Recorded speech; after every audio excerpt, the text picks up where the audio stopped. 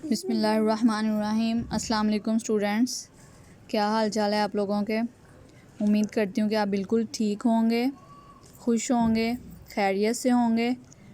So students, let's start our today's lecture of SST۔ آج ہم نے تھرڈ والا لانگ کویشچن کرنا ہے۔ تھرڈ والا لانگ کویشچن ہے کہ علامہ محمد اقبال کے ارشادات کی روشنی میں نظریہ پاکستان کی وضاحت کریں۔ ٹھیک ہے، یہ یہاں سے بک کا پیج ہے 13۔ یہاں پہ آپ کو نظریہ پاکستان اور علامہ محمد اقبال رحمۃ اللہ علیہ لکھا ہوا نظر آ رہا ہے۔ یہاں سے یہ کویشچن سٹارٹ ہوگا اور اسی پیراگراف کے اینڈ تک، اسی پیج کے اینڈ تک اتنا یہ کویشچن ہے، نشان لگا لیں۔ Let's read it. علامہ محمد اقبال رحمۃ اللہ علیہ بر صغیر کے ان مسلم رہنماؤں میں سے ایک ہیں جنہوں نے مسلمانوں کو الگ ریاست کا تصور دیا اور اپنی شاعری کے ذریعے ان کو بیدار کیا۔ آپ کو پتہ ہے علامہ اقبال ہمارے قومی شاعر ہیں، ٹھیک ہے۔ ان کی شاعری نے مسلمانوں کو بیدار کیا، مسلمانوں میں ایک نئی روح پھونکی۔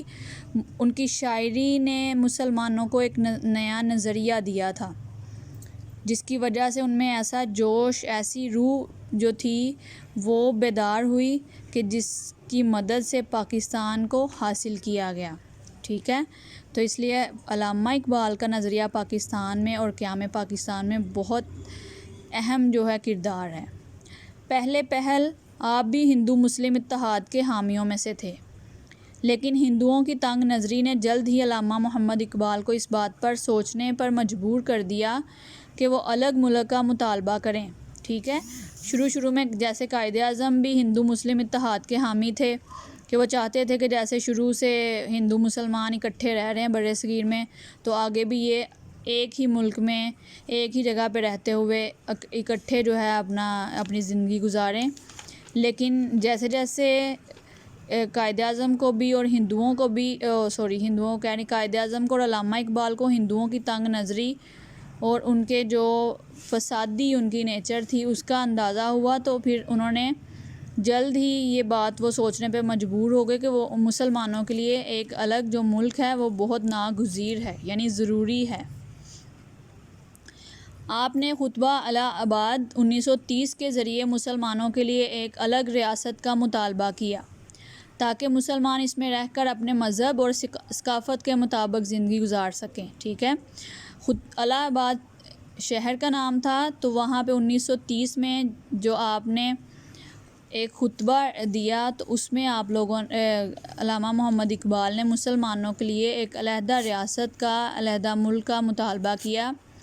آپ کا ایک خواب تھا جو آپ نے سب کے سامنے رکھا، اور اس خواب کی وجہ سے بر صغیر کے جو ہندو تھے اور دوسرے جو لوگ تھے مسلمانوں کے علاوہ، انہوں نے اس چیز کا بڑا مذاق بھی بنایا کہ یہ ایک دیوانے کا خواب ہے، یعنی آپ کے خواب کو ایک دیوانے کا خواب کہا جاتا تھا کہ یہ کبھی بھی پورا نہیں ہو سکتا۔ لیکن تاریخ نے دیکھا کہ کس طرح سے مسلمانوں نے اپنے لیڈران کی قیادت میں ایک ناممکن کام جو تھا، جو سب کو ناممکن لگ رہا تھا، وہ کیسے انہوں نے ممکن کر کے دکھایا۔ ٹھیک ہے، تاریخ اس چیز کی گواہ ہے۔ آپ نے فرمایا، مجھے ایسا نظر آتا ہے کہ اور نہیں تو شمال مغربی ہندوستان کے مسلمانوں کو بالآخر ایک اسلامی ریاست قائم کرنا پڑے گی، یعنی کرنا پڑے گی، یہ ایک مجبوری بن چکی ہے۔ یعنی مسلمانوں کے لیے علیحدہ ملک کا قیام ایک مجبوری اور وقت کی ایک جو ضروری چیز ہے، اہم چیز ہے، وہ بن چکی تھی۔ اگر ہم چاہتے ہیں کہ اس ملک میں اسلام بحیثیت تمدنی قوت زندہ رہے تو اس کے لیے ضروری ہے کہ وہ ایک مخصوص علاقے میں اپنی مرکزیت قائم کرے، کیونکہ آپ کو پہلے بھی بتایا ہے کہ ہندوستان میں بر صغیر میں ہندوؤں کے ساتھ رہتے ہوئے مسلمانوں کے لیے دن بدن زندگی تنگ ہوتی جا رہی تھی، اور مسلمانوں کے لیے اپنے مذہب کے مطابق زندگی گزارنا بڑا مشکل ہوا جا رہا تھا۔ تو اس لیے یہ چیز وقت کی ضرورت بن گئی تھی کہ مسلمانوں کو ایک علیحدہ تشخص، علیحدہ مملکت جو ہے وہ مل جائے، جہاں پہ وہ اسلام کے مطابق اپنی زندگیاں جو گزار سکیں۔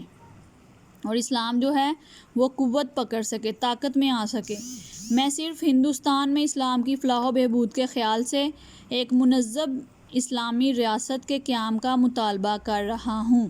یہ علامہ محمد اقبال کے الفاظ تھے جو انہوں نے خطبہ الہ آباد 1930 میں مسلمانوں کے لیے علیحدہ مملکت کے قیام کا کے بارے میں بیان کرتے ہوئے، نظریہ پاکستان کی وضاحت کرتے ہوئے ارشاد فرمائے تھے۔ برِ صغیر میں چونکہ دو الگ الگ قومیں آباد تھیں، اس لیے علامہ محمد اقبال مسلمانوں کو ایک بڑی اور الگ قوم کی حیثیت سے اجاگر کرنا چاہتے تھے۔ وہ سمجھتے تھے کہ سیاسی، سماجی اور معاشی تحفظ کے لیے ضروری ہے کہ ان کے لیے الگ ریاست ہو۔ یعنی علامہ محمد اقبال کو بھی اس چیز کا اندازہ تھا کہ مسلمانوں کے لیے اور ہندوؤں کے لیے ایک جگہ پہ ایک ملک میں رہنا اب جو ہے وہ ناممکن سی بات ہو چکی ہے۔ اس لیے اگر اسلام کا ایک علیحدہ تشخص ہم نے برقرار رکھنا ہے، اس کی قوت کو برقرار رکھنا ہے، مسلمانوں نے اسلامی اقدار کے مطابق اگر زندگیاں گزارنی ہیں، اپنی سیاسی، سماجی اور معاشی جو زندگیاں ہیں وہ تحفظ کے ساتھ گزارنی ہے، تو اس پاکستان کا جو قیام ہے وہ ناگزیر ہے۔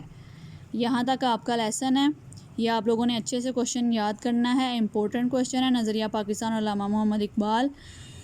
تو خاص طور پہ یہ جو انورٹڈ کوماز میں آپ کو ارشاد نظر آ رہا ہے، یہ آپ نے اچھے طریقے سے یاد کرنا ہے، اس کے ورڈز کو آپ نے چینج نہیں کرنا۔ اوکے اسٹوڈنٹس، ٹیک کیئر، اللہ حافظ۔